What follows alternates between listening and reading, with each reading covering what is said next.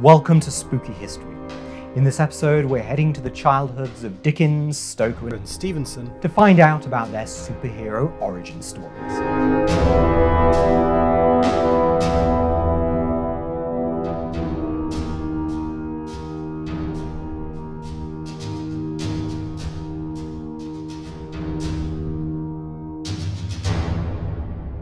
How many classic ghost stories start with someone quietly pulling up a chair on a dark evening and whispering, "Have I ever told you what happened to?"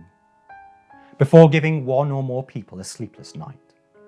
It's a staple of a good ghost story, conjuring up atmosphere and the realistic but comforting distance of a story.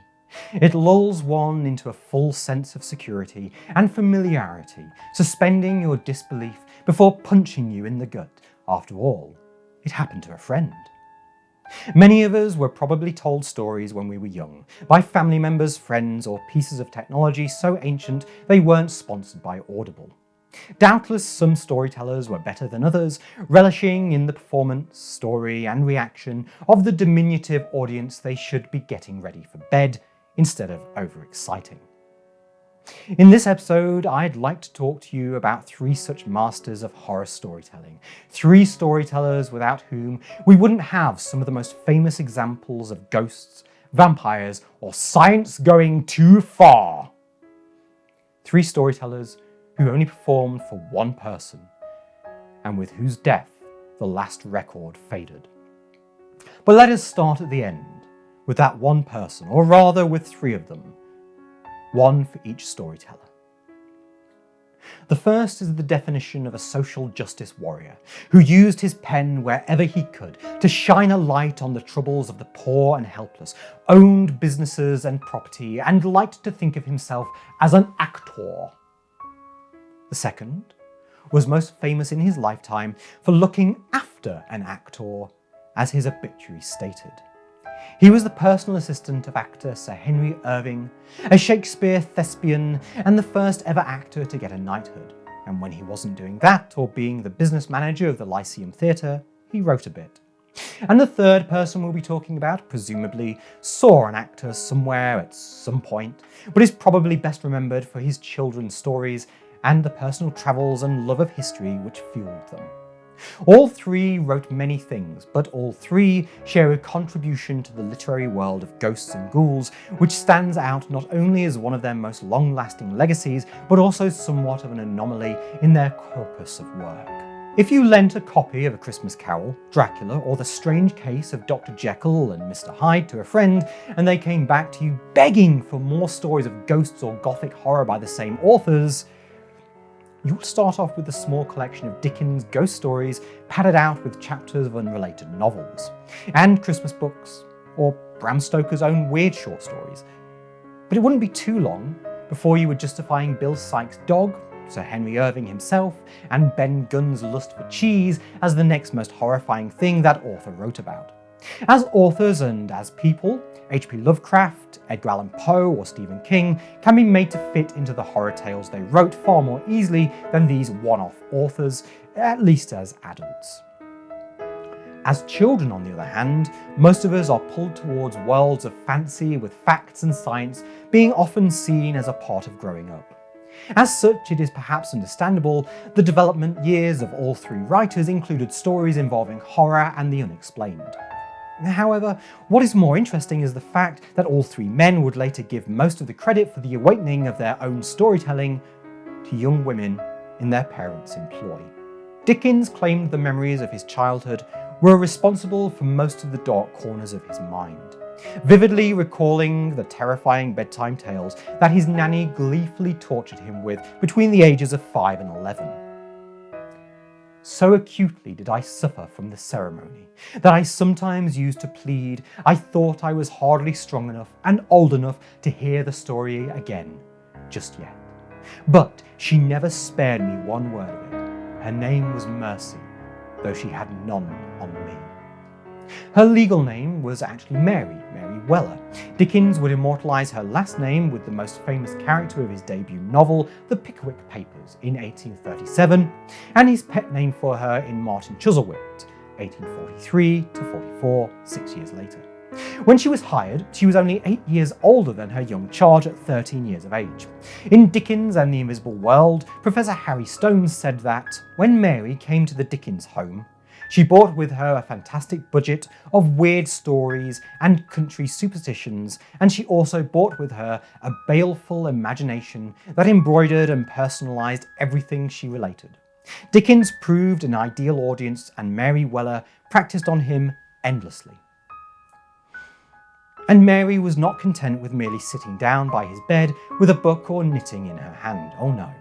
Dickens remembered her fiendishly clawing the air with both hands and uttering a long, low, hollow groan when she told the tale of Captain Murderer, one of her favourite and most traumatising stories.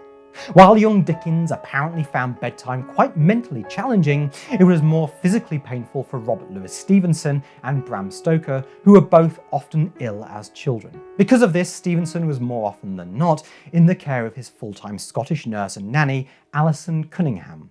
He would later say that Cummy, as his childish mouth called her, was a major influencer on the development of his imagination, with her scripture passages, tales of Bible heroes, dark and morbid stories about the Scottish Presbyterian martyrs known as the Covenanters, and legends of pirates and smugglers, witches and fairies. As you can probably tell from most of her stories, Alison Cunningham was fervently religious, so it was her mix of Calvinism and folk beliefs that were young Stevenson's source of nightmares. However, in later years, Stevenson remembered her in more caring words than Dickens had Mary. In several poems, in A Child's God and a Verses 1885, which he would dedicate to her.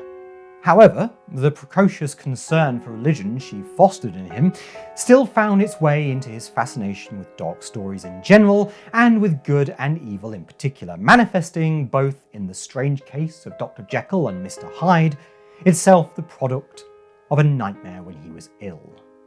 In the small hours of one morning, I was awakened by cries of horror from Louis. Thinking he had a nightmare, I awakened him. He said angrily, "Why did you wake me? I was dreaming a fine bogey tale." I had awakened him at the first transformation scene. Though this nightmare would be critiqued and nurtured by Fanny Osborne, Stevenson's wife, unfortunately the nicknames of these were Fanny and Cummy, or chronologically, Cummy Fanny. That's only slightly less bad for our American viewers.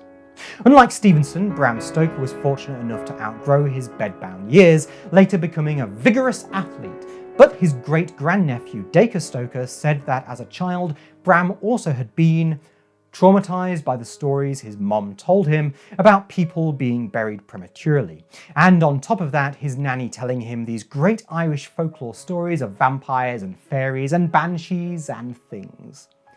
This nanny was Ellen Crone, who Dacre says came to the family when she was a young lady and stayed the rest of her life. Bram Stoker did not remember her in his books, but a lock of her hair was kept by Bram's brother Thornley, and to this day is in the Stoker collection in an envelope at Trinity College. And in time, Ellen Crone would get much more than a beloved character named after her, or a dedication and some poems. She would star in a novel under her own name and as herself, albeit slightly fictionalised, in 2018. It was that year that she appeared, along with the rest of Stoker's family, as a central character in Dacre Stoker and J.D. Barker's Dracula, a semi-prequel to Dracula, and spoiler warning for those yet to read it. Though most definitely a supernatural horror novel, 60% of it is apparently historically verifiable. The book uses fiction to fill in several mysteries about Bram Stoker's recovery from illness, his claims about the veracity of his most famous novel, and the contents of its missing chapters. So it is probably not true that Ellen Crone was herself a vampire, but it is definitely undeniable that, as his novel recognises, she unwittingly played a big part in putting Bram on the road to Dracula. Though whether it was as a person or literary creation, we will let you decide.